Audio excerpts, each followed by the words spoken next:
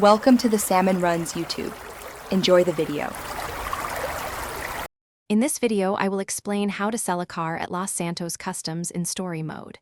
To begin, simply drive any vehicle, whether it's one you've stolen or a personal car, into any Los Santos Customs garage.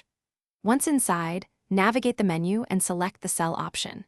You'll then receive an immediate cash payment for your vehicle. Remember, you can only sell one car per in-game day, which is about 48 real-world minutes. When choosing a car to sell, remember that while most stolen vehicles are fair game, personal vehicles that are already owned and insured cannot be sold. The value you receive depends heavily on the car's condition and type. Undamaged, higher-end vehicles like sports cars or luxury sedans will fetch significantly more cash. A pristine sports car could net you over $9,000, whereas a damaged compact might only bring in a few hundred. It's important to be aware of the selling limitations. You can only sell one vehicle per in-game day, which translates to roughly 48 minutes in the real world. After selling a car, a cool-down period begins before you can sell another.